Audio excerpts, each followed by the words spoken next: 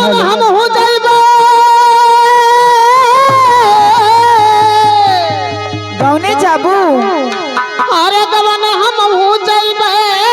अरे गवन हम हो जाइबे हाय दैया काय हमार सुभाष भैया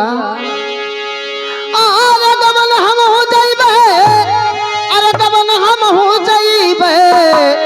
अरे मोरी भौजी गवन हम हो जाइबे अरे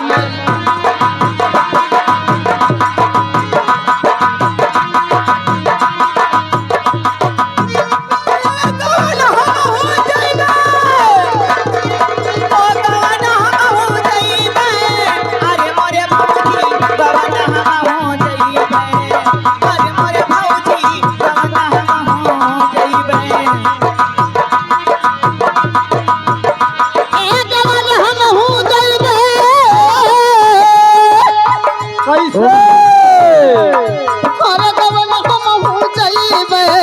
गवन हम हो जाइबे अरे मोरे भौजी गवाना हम हो जाइबे अरे मोरे भौजी गवाना हम हो जाइबे अरे गवन हम हो जाइबे तू ए गवन हम हो जाइबे अरे मोरी भौजी गवन हम हो जाइबे अरे मोरी भौजी गवन हम हो जाइबे अरे मोरी भौजी गवन हम हो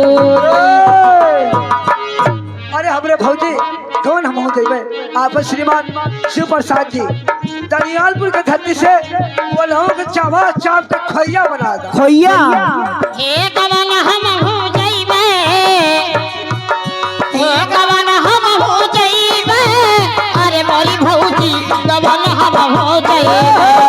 अरे मोरी भौजी गवाना हम हो जाइबे अरे मोरे भौजी गवाना हम हो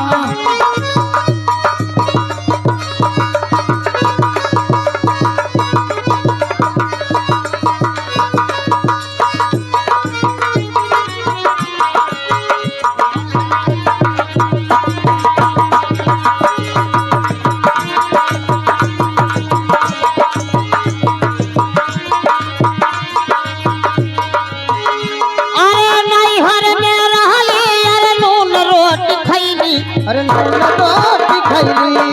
नहीं हर में रहनी त नून रोटी खैनी हो नून रोटी खैनी ए नहीं हर में रहली तो नून रोटी खैली हो नून रोटी खैली ए नहीं हर में रहली तो नून रोटी खैली अरे नून रोटी खैली नहीं हर में रहनी त नून रोटी खैनी हो नून रोटी खैनी हेलो हेलो ए छटकी का हो सुना ये देखा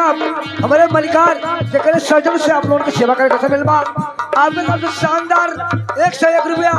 आपका गजल का फरमाइश बा हाई देखा फिर से वही नाम शिव प्रसाद जी दनियालपुर वाले अच्छा लेकिन गजल का फरमाइश 101 रुपया ठीक जय भीम जय भारत नमो बुद्धाय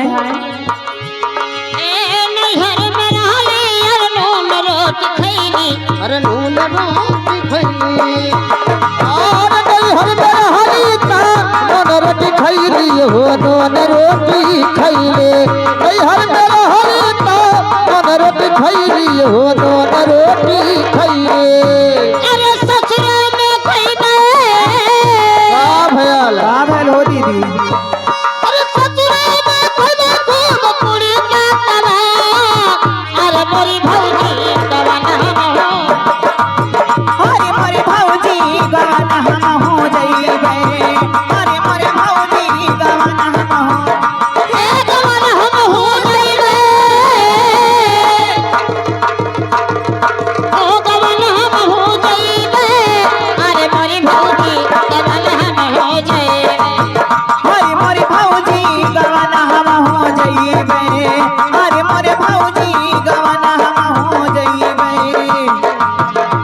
ए गवन हम हो जाइबे ए गवन हम हो जाइबे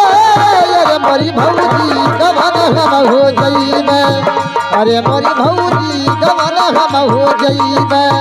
अरे मोरे भौजी गवाना